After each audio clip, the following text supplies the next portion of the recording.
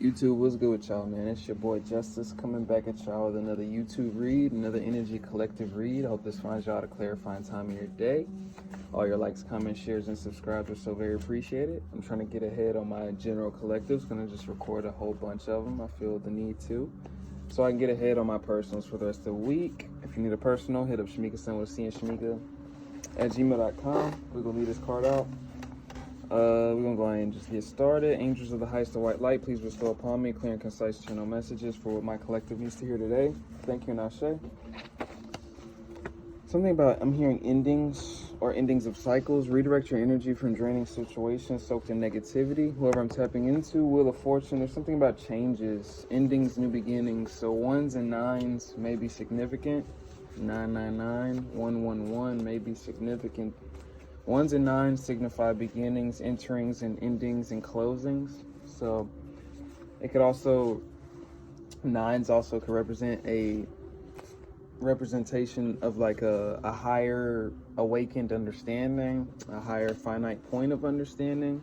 Something about conclusions, somebody coming to conclusions, or some type of spiritual mastery being achieved.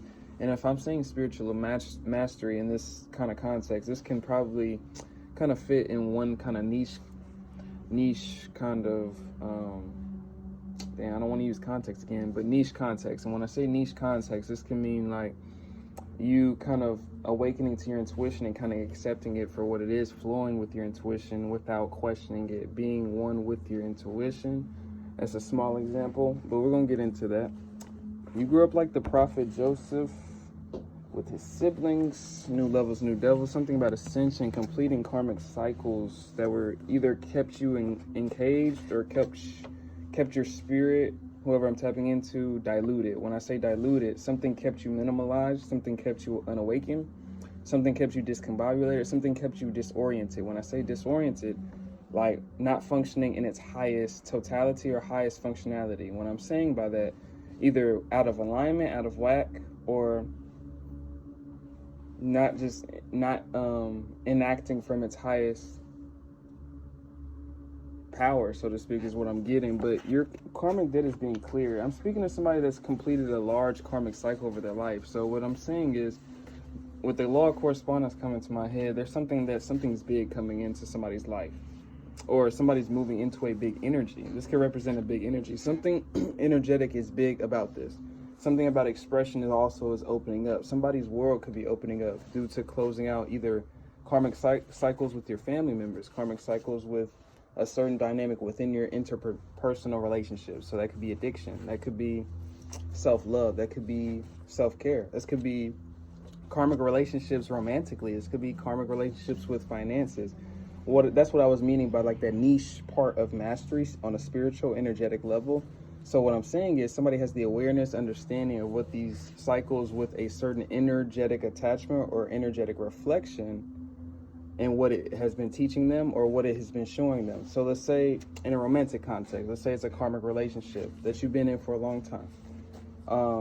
Kind of seeing what it was teaching you. And a lot of times, you know, in those kind of dynamics, it's usually about coming home within yourself and unifying your inner masculine and your inner feminine. So there's something about somebody coming to some type of conclusion or that being in reach amidst some sense of spiritual mastery or evolution or awareness or continuous movement away from certain cycles or patterns of karmic cycles, or that denote some type of diluted energy, diluted sense of power. When I say diluted, diluted, more so like watered down. Your auric field is meant to be, whoever I'm tapping into, your auric field is meant to bring rainbows and sunshines into people's days.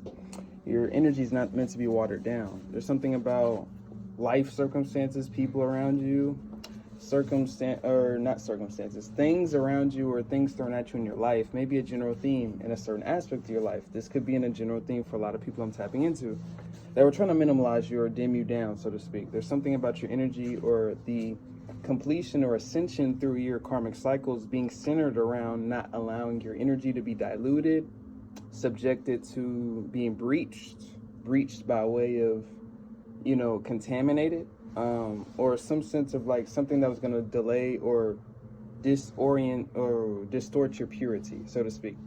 the wholeness of your energy, or completing or sustaining or achieving wholeness within, or wholeness in terms of the perception of what is without, is what is a presiding over this general theme of what has been a karmic lesson for whoever I'm tapping into, whether that manifests itself in your relationship dynamics, your financial dynamics, whether that manifests in opportunities, or things like that, connectivity, your inner connections, interpersonal relationships with self. This could represent a lot of different themes, but whoever I'm tapping into, there's some type of ascension past these points. With ascension, we're going to get into that justice energy. There's something about balancing out karma is what I'm getting by that. So meaning that you're not going to have a reverberating sense of emotional blockages or baggage, so to speak, in your next, let's say, relationship, or next, let's say, financial opportunity. Because it doesn't always have to be romantic. It doesn't always have to be in relationships. It doesn't always have to be social.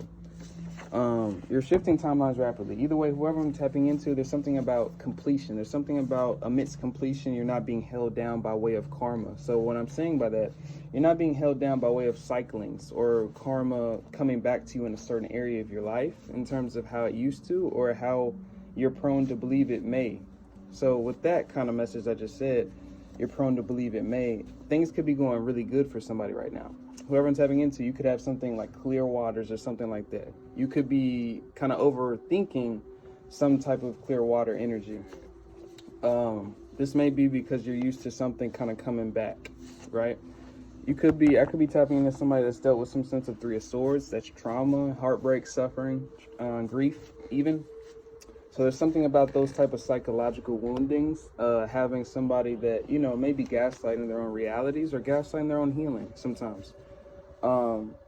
With those old things that are, bound to come back in terms of thoughts, emotions, behaviors, patterns to test you, right? Jealousy around you. So, let's get back to the, circumstances that... I think this is a new theme of energy. Whoever I'm tapping into, there's something that you're moving into, or this energy that you're embodying may involve a lot of jealousy, or it may be invoking a lot of triggering. There's something about triggering. With death energies, this could represent ego deaths. This could represent some sense of this could also represent a transformation or multiple sets of transformations whoever I'm tapping into has gone through. In terms of development, there's something very highlighted over spiritual mastery. Face your fears and go at the courageous result. Something about somebody being at the finish line, finishing out cycles, whether that's, intuitively, cutting cords, intuitively speaking your truth, intuitively moving past that door, or intuitively keeping that door closed. A lot of the energy I'm tapping into in this energy is in that energetic void space or in between space, like that 4D energy, to where they're kind of discerning or kind of working to keep those old doors closed on an energetic level, whether that's a social door, relationship door, or just an interpersonal door. So this aspect of you that I'm not going to allow, or aspect of myself, or I'm using myself as an example, this aspect of myself taking hold of me, this aspect of myself running my choices, or whatever that is. This can represent so many different things. It could be financially, but there's something about being in this in-between space because you're in a transitional state from that either old self, old ideal, old paradigm to a new shifted one that is going to reflect what your inner work has been doing. If you're following me, I think that's my last one, actually. That is probably my last one. We're going to conclude on that one. If you need a personal booking with me, hit up Shamika-san with cnshamika@gmail.com. But either way, there's something about conclusions being in reach in terms of ascension or mastery over either a paradigm, a subject matter, or a cycle that you've been kind of, whoever I'm tapping into has been going back and forth with. This could be throughout your whole life. This could be in a relationship dynamic. This can be with money. This can be interpersonally, your relativity to yourself and the world around you, so to speak. But I think there's something about understanding awareness in the present confidence, or the consciousness to keep on moving in that consciousness. If you're following me, there's something about that 4D energy that I was speaking to, this transitional energy in between, right? There's something about keeping that door closed and that that old sense of whatever that door represents. Let's manifest. I mean, let's say it's like an old version of yourself, right? Say it's an old person. Look at it as an old version of yourself that kind of pulls on you whenever you feel that energy, that closed door trying to open itself back up. Kind of look at it as a version of yourself that you're not trying to really identify with. Because when you look at it like that, you can forgive your older self. You can forgive versions, aspects, whether it's not even yourself or a version of someone else. That's how you do that. It's about analogizing spiritual energies for physical context to make it easier to discern with energy, because it's unseen, right?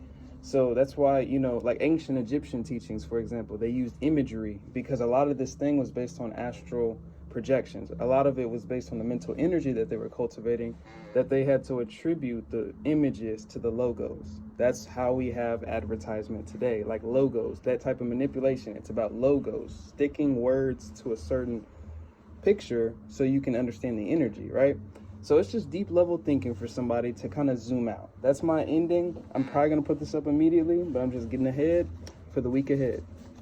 It's your boy Justice. I got a partnership with Otter Spirit. Otter Spirit is a gemstone company that is a jeweler that sells gemstones that vibrationally enhance your frequency while being fashionably wearable. They got chains, necklaces, rings, and all that. This is citrine for an example, but I ain't gonna do too much advertising.